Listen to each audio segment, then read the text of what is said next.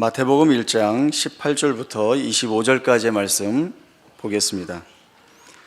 예수 그리스도의 나심은 이러하니라. 그의 어머니 마리아가 요셉과 약혼하고 동거하기 전에 성령으로 잉태된 것이 나타났더니 그의 남편 요셉은 의로운 사람이라 그를 드러내지 아니하고 가만히 끊고자 하여 이 일을 생각할 때에 주의 사자가 현명하여 이르되 다윗의 자손 요셉아 내 아내 마리아 데려오기를 무서워하지 말라. 그에게 잉태된 자는 성령으로 된 것이라. 아들을 낳으리니 그 이름을 예수라 하라. 이는 그가 자기 백성을 그들의 죄에서 구원할 자이심이라 하니라. 이 모든 일이 된 것은 주께서 선지자로 하신 말씀을 이루려 하심이니 이르시되 보라 처녀가 잉태하여 아들을 낳을 것이요 그의 이름은 임마누엘이라 하리라 하셨으니 이를 번역한즉 하나님이 우리와 함께 계시다 함이라. 요셉이 잠에서 깨어 일어나 주의 사자의 분부대로 행하여 그의 아내를 데려왔으나 아들을 낳기까지 동침하지 아니하더니 나음의 이름을 예수라 하니라. 아멘. 박영수 목사님 말씀 증거해 주시겠습니다.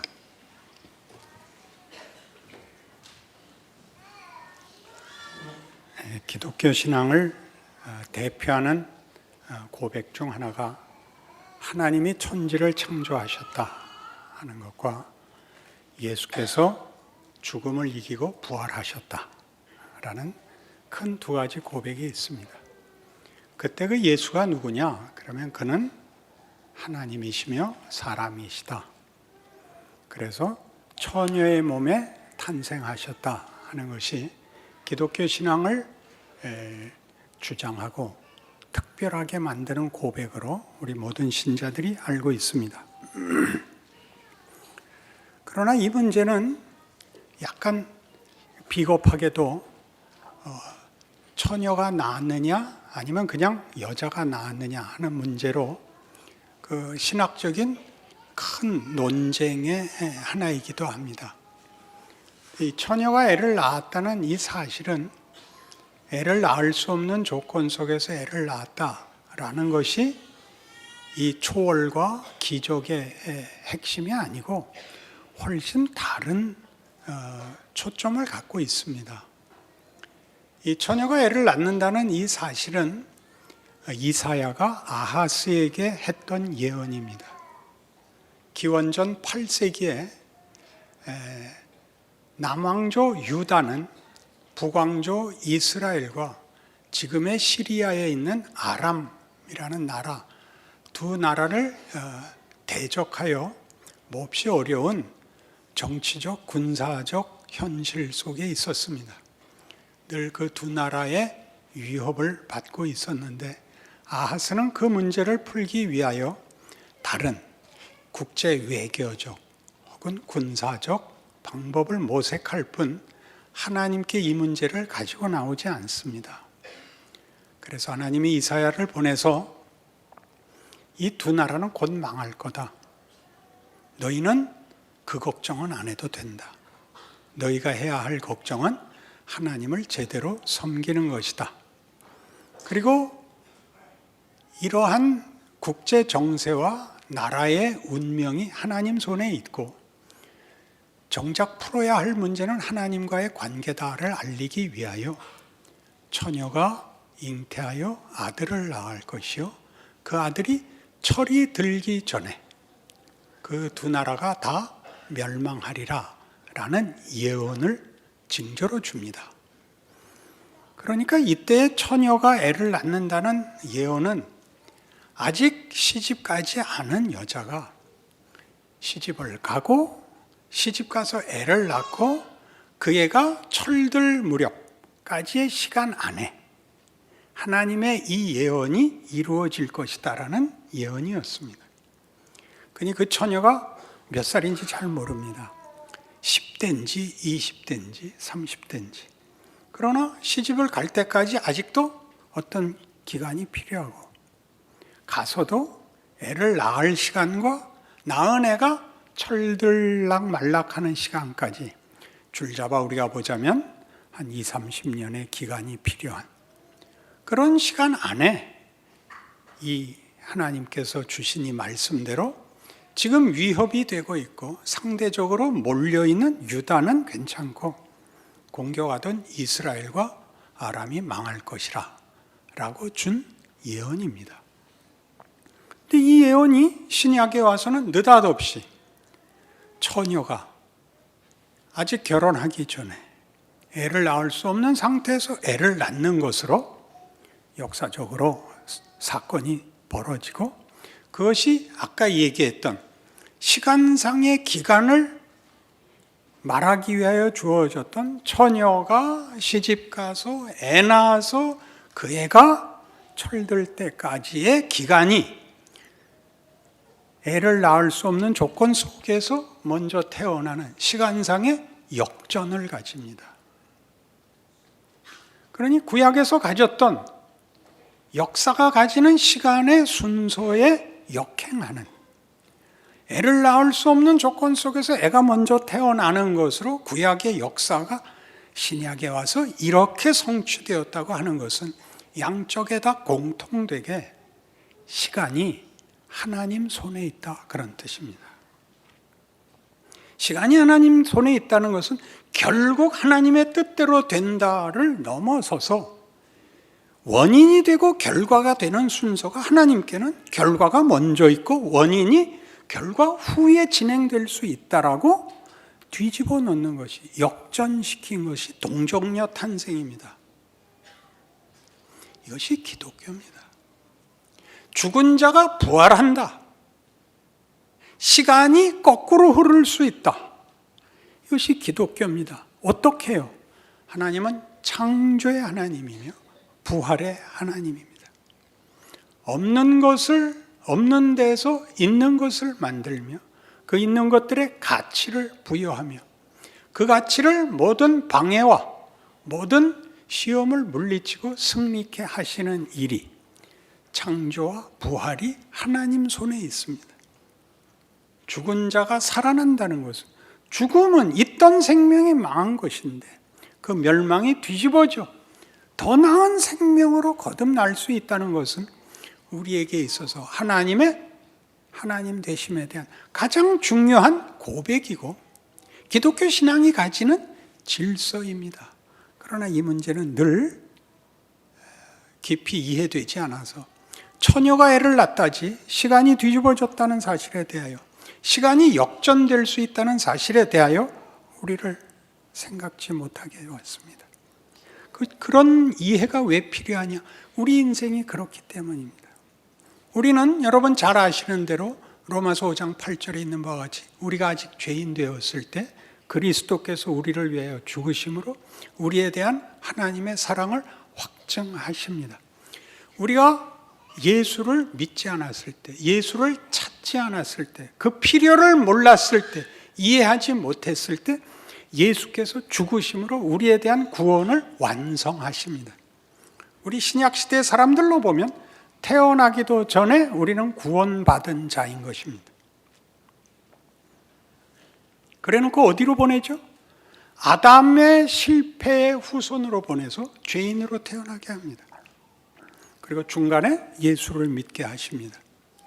우리의 운명은 예수 안에서 2000년 전에 확정시켜 놓고 마치 우리가 아담을 대신하는 것처럼 하나님을 모르고 감각이 없고 필요를 구하지 않고 자기 길로 가는 그 인생을 시작하여 예수를 만나고, 예수를 만나서 믿는다 못 믿는다에 휩싸여 갈등하며 널뛰며 살고 있는 속에서 예수를 믿는 게 무엇인가에 대혼란을 일으키는 것, 그것이 모든 신자들이 경험하는 시간입니다.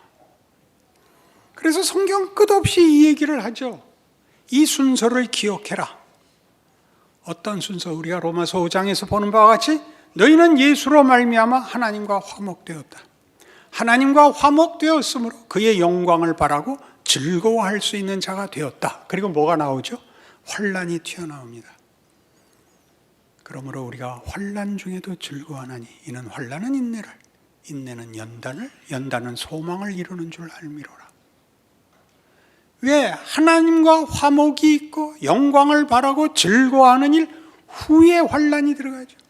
환난과 인내와 연단을 통과하여 합격점을 받아 하나님과 화목되고 보상을 받는 게 순서지, 화목되고 영광의 약속이 있고 왜 환란으로 들어가서 이 순서가 뒤집어져 있냐 말이죠. 우리는 성경이 이 뒤집어진 인생을 왜냐고 설명하기 전에 우리에게 허락된 운명이 어떻게 궁극적인 운명인지 이렇게 여러 번 확인시킵니다. 모든 것이 합력하여 선을 이룬다. 너희가 마땅히 빌 바를 알지 못하나 성령께서 너희를 위하여 기도하신다.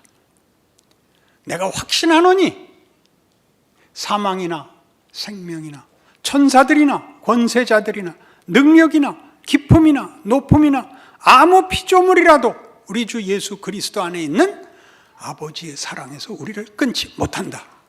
이런 말들이 왜 주어집니까? 이것이 결국이기 때문입니다. 근데 이 결국이 있고 그 뒤를 이어 사는 것이 아니라 그 결국과 운명과 최종 목표가 정해졌는데 우리 보고 뒤집어서 인생을 살아내라고 합니다. 그 인생은 뭐가 되죠? 아까도 얘기한 것처럼 환란이 됩니다. 우리가 믿는 것은 뭔지, 이게 믿는 게 맞는지, 이 문제가 우리를 괴롭히기 때문에 성경의 이런 주장들이 끊임없이 반복될 수밖에 없고 그 반복되는 것으로 인하여 다음 질문으로 가야 하는 그 질문으로 가지 못합니다. 어떤 약속들이요? 사망아 너의 이기는 것이 어디 있느냐? 사망아 너의 쏘는 것이 어디 있느냐?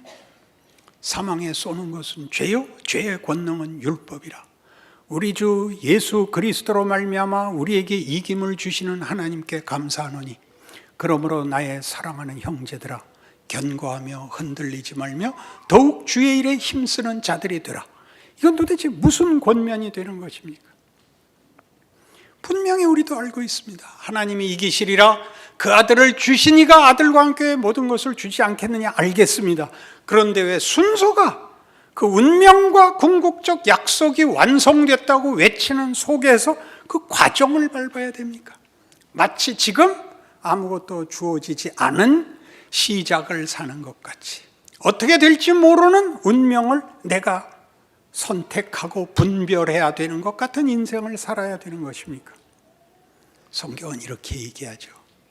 히브리서 5장 8절에 의하면 그가 아들이시라도 고난을 통하여 받으신 고난을 통하여 온전하게 되셨다입니다. 아들도 우리에게 주신 구원도 하나님께서 육신을 입고서 시간과 공간 속에서 제한 속에서 순종하여 시간 속에서 구체적으로 고난 속에서 순종하여 완성을 이룹니다. 하나님은 이 방법을 택하셨다는 것입니다. 이 고난의 길, 순종으로 뚫어야 하는 고난의 과정을 그가 약속하시고 취소하지 않고 실패하시지 않을 승리, 영광이라는 운명을 결정을 해놓고 과정을 펼쳐 우리 보고 그 과정을 지나오랍니다. 그 아들마저도 그렇게 했다고 합니다. 여러분 좋아하시는 사도행전 4장 12절에 의하면 다른 이로서는 구원을 얻을 이름이 없나니 예수 이름 외에 구원받을 이름을 우리는 알지 못한다. 이것이 우리 신자들의 고백입니다.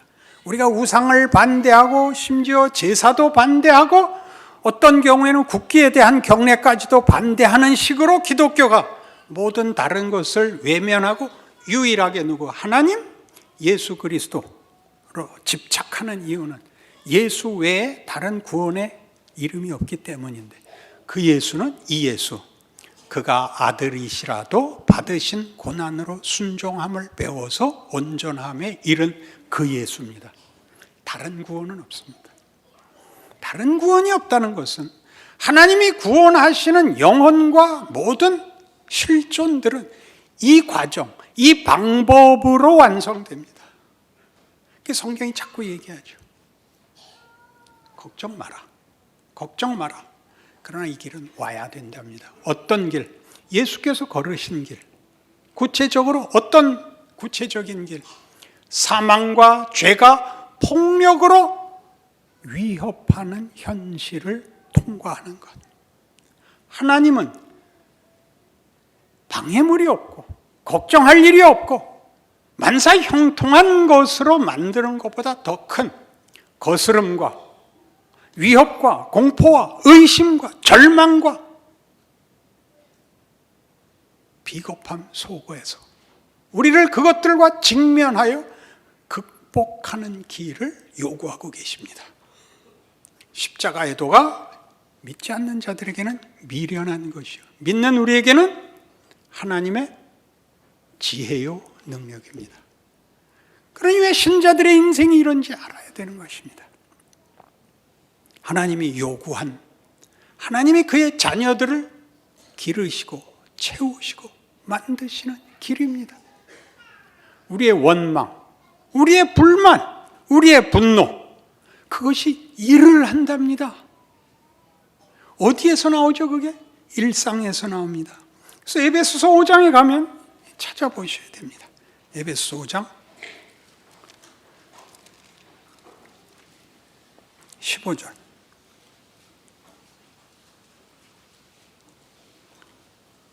그런즉 너희가 어떻게 행할지를 자세히 주의하여 지혜 없는 자같이 하지 말고 오직 지혜 있는 자같이 하여 세월을 아끼라. 때가 악하니라. 그러므로 어리석은 자가 되지 말고 오직 주의 뜻이 무엇인가 이해하라. 술 취하지 말라. 이는 방탕한 것이니 오직 성령으로 충만함을 받으라. 잘해라, 잘못하지 마라. 이렇게 간단히 도덕적 판정을 요구하는 것이 아닙니다. 너희의 일상을 꽉 채워 살아라 그겁니다. 하루를 24시간으로 살며 너희의 인생을 네 자리에서 살아라 그런 얘기입니다. 뭐 하라고요? 지혜를 가지고 분별하고 세월을 아껴야 됩니다. 그 모든 세월들이 하나님이 우리에게 주신 기회, 하나님의 방법, 하나님이 요구하시는 것입니다. 임마누엘이죠. 모든 시간, 모든 경우에 하나님이 우리와 함께하여 그 과정을 우리 보고 통과하자입니다.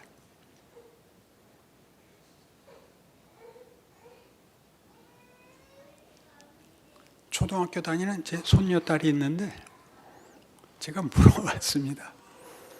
얘야, 할아버지랑 시골 가서 학교도 다니지 말고 공부도 하지 말고 쉽게 살자. 그랬더니 뭐라 그랬게요? 할아버지, 그럼 바보가 돼. 알아먹는 얘기죠. 여러분, 바보가 돼도 좋으니까 평안케만 해 주십시오. 그게 모든 신자들이 하는 아우성입니다. 얼마나 어리석은 얘기입니까? 내가 또 물었어요. 얘야, 오늘은 학교에서 뭐 배웠냐? 할아버지, 맨날 똑같아. 그게 키운다고요. 여러분이 지금 한심하게 여기는 그게 일을 하는 거라고요. 임마누엘이라니까. 처녀가 애를 낳는, 처녀가 시집 가서 낳아야 되는데 낳고 시작을 한다고요. 주께서 오시고 우리에게 인생을 펼치신다고요. 너희는 여기에 오게 돼 있어. 그러니 그 과정을 명분으로 이해로 갖지 말고 네 실존에 채워, 네 실력이 되게 해, 이거죠. 술 취하지 말라. 이는 방탕한 것이다가 뭐죠? 시간을 낭비하는 겁니다. 술을 먹으면 시간이 끊기죠. 시간이 끊기죠. 그러지 말라는 겁니다. 거기서 꼭 잘해야 되는 거 아니다요. 잘하지 않아도 돼요. 겪으셔야 돼요. 도망가지 마세요. 여러분 각각의 인생이 하나님의 최고의 작품이요, 최고의 방법인 줄 아는 마음을 가지지 않으면 신앙생활을 할 수가 없고 자라날 수가 없습니다. 끊어진 시간을 가지려고 하지 마세요. 기도해서 넘기고 전도해서 때울 수 없어요. 그 일들 자체가 문제가 아니라 그렇게 때울지 말고 하나님이 각각의 생에 예수에게서 보이신 성육신의 길을 걷고 있다는 사실을, 실패할 수 없는 길을 내가 채워서 완성하여 술 취하지 말라 이는 방탕한 것이니 오직 성령으로 충만함을 받으라. 그게 뭔지를 아는 인생을 살아내셔야 됩니다. 각각의 인생에 하나님의 기적이 있다는 사실을 아시게 될 것입니다. 기도하십시다. 하나님 아버지, 우리의 인생이 하나님의 지혜요 능력인 것을 인정합니다. 우리가 울고 원망한 시간이 헛되지 않을 것을 믿사옵고 우리의 부족과 절망이 결코 끝장이 날 수 없다는 것을 기억합니다. 하나님이 예수 안에서 이루신 찬송과 기적과 부활과 자랑이 우리의 생에 우리를 충만케 할 것을 믿습니다. 충성하게 하옵시고 인내하게 하옵시고 서로 격려하는 우리 믿음의 식구들 되게 하여 주옵소서. 예수님 이름으로 기도합니다.